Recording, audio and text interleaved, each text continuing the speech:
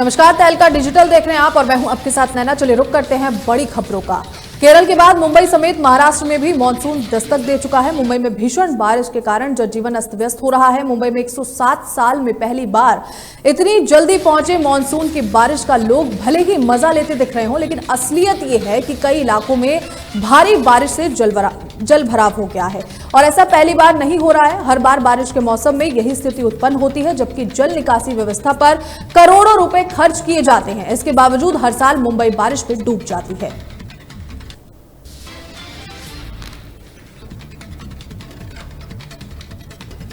Operation सिंदूर के बाद भारत ने पाकिस्तान के असली चेहरे को उजागर करने के लिए कई डेलीगेशनों को विदेश के दौरे पर भेजा है।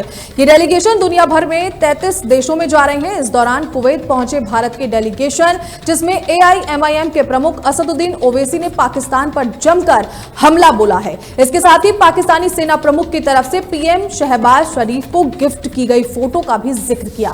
ओवैसी ने कहा कि ये बेवकूफ फोटो देकर भारत से मुकाबला करना चाहते हैं। कुवैत में भारतीय प्रवासियों से बातचीत में AIMIM सांसद असदुद्दीन ओवैसी ने पाकिस्तान के आतंकवाद को बढ़ावा देने की नीतियों की कड़ी निंदा की है। उन्होंने TRF के संबंध में पाकिस्तान की भूमिका और FATF ग्रे लिस्टिंग की बात कही।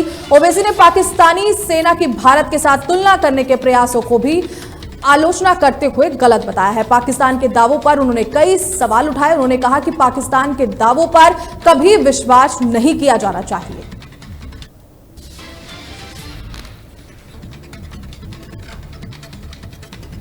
पंजाब के अमृतसर में मजीठा रोड बाईपास पर स्थित एक एवेन्यू के बाहर एक बड़ा बम विस्फोट हुआ है, जिसमें एक आतंकी मारा गया। घटना के बाद इलाके में दहशत का माहौल है। इस हादसे में घायल संदिग्ध आतंकी को गुरु नानक देव अस्पताल में भर्ती कराने पहुंचे, जहां उसे बचाया नहीं जा सका। जांच में पता लगा कि यह व्यक्ति एक आतंकी संगठन के स्लीपर सेल से जुड़ा हुआ था और धमाके के लिए भेजे गए विस्फोट की डिलीवरी लेने आया था।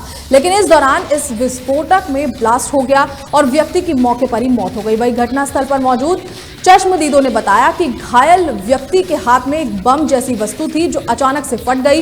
विस्फोट इतना तेज था कि व्यक्ति के दोनों हाथ और पैर उड़ गए। स्थानीय लोगों का कहना है कि उन्हें नहीं पता था कि वो व्यक्ति वहां किस उद्देश्य से आया था और क्या कर रहा था। इससे पहले पुलिस अधिकारी ने बताया था, हमें विस्फोट की सूचना मिली और हम तुरंत मौके पर पहुंचे, जहां एक व्यक्ति गंभीर रूप से घायल था। उसे तुरंत अस्पताल पहुंचाया गया।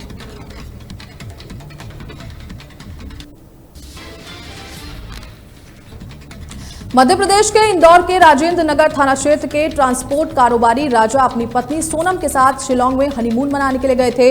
इसके बाद उन्होंने अपने कुछ परिचितों से फोन पर बात की और जानकारी दी कि वो शिलांग के विभिन्न जगह पर घूम रहे हैं। उसके कुछ देर बाद उनका फोन बंद हो गया। इसके बाद परिजन लगातार राजा और सोनम को फोन लगाते रहे, लेकिन किसी ने भी फोन नहीं उठाया। अब उनका कोई पता नहीं चल पा रहा है। परिवार के लोग परेशान हैं। परिजनों ने सरकार से गुहार लगाई है कि वो उनकी जल्द से जल्द तलाश करे और सही सलामत उन्हें घर वापस ले आए।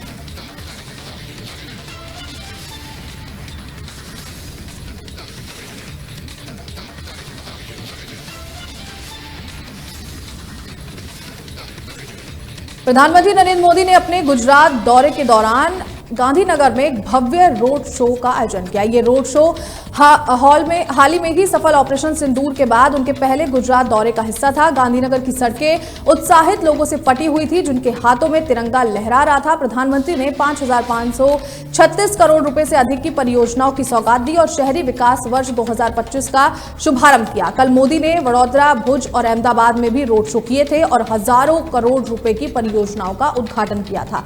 इस दौरे के दौरान ऑपरेशन सिंदूर की सफलता के बाद उनके होम स्टे की यात्रा के रूप में भी विशेष महत्व इस यात्रा को दिया जा रहा है। रोड शो के बाद प्रधानमंत्री महात्मा मंदिर में एक कार्यक्रम में भी शामिल हुए।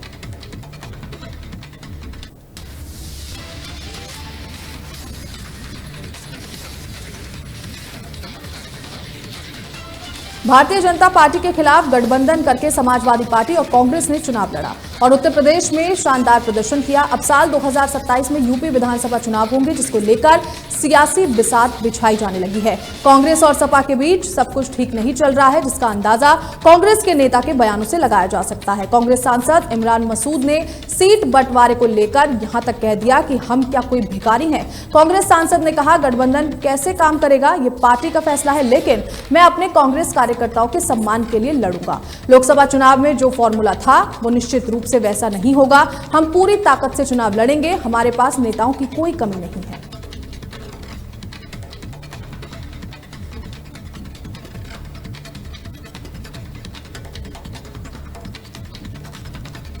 हरियाणा के पंचकुला में सामूहिक सुसाइड केस की बड़ी वजह सामने आई है। मृत कारोबारी प्रवीण मित्तल के ममेरे भाई संदीप अग्रवाल ने ये वजह पुलिस को बताई है। उन्होंने कहा कि मूल रूप से हरियाणा में हिसार के रहने वाले प्रवीण मित्तल बड़े कारोबारी थे। पंचकुला में 12 साल पहले उन्होंने स्क्रैप की फैक्ट्री लगाई थी। बाद में उन्हें इस कारोबार में घाटा हो गया और 20 करोड़ से भी ज्यादा का कर्जा हो गया।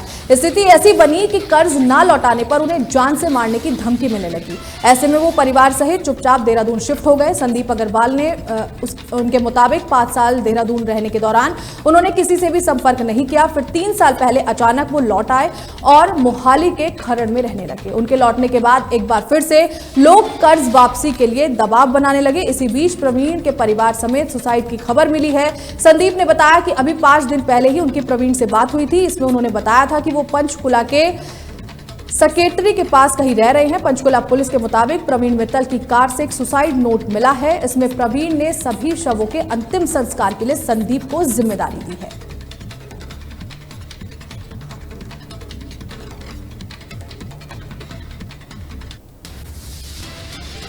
उत्तराखंड के कुमाऊं क्षेत्रों में तेज हवाओं के साथ तेज बारिश का दौर जारी रहने की चेतावनी जारी की गई है। आने वाले दिनों की बात करें तो 31 मई तक प्रदेश भर में हल्की बारिश होने की संभावना है। मई की शुरुआत से प्रदेश भर में बदले मौसम ने गर्मी से राहत दिलाई है। दून के तापमान की बात करें तो यहां दिन का अधिकतम तापमान सामान्य से 1 डिग्री कमी के साथ 34.8 डिग्री रिकॉर्ड किया गया है, जबकि रात के न्यूनतम तापमान में भी 1 डिग्री की गिरावट दर्ज की गई है। मौसम विज्ञान केंद्र की ओर से जारी पूर्वानुमान के अनुसार पर्वतीय इलाकों में तेज हवाएं और बिजली चमकने का येलो अलर्ट जारी किया गया है।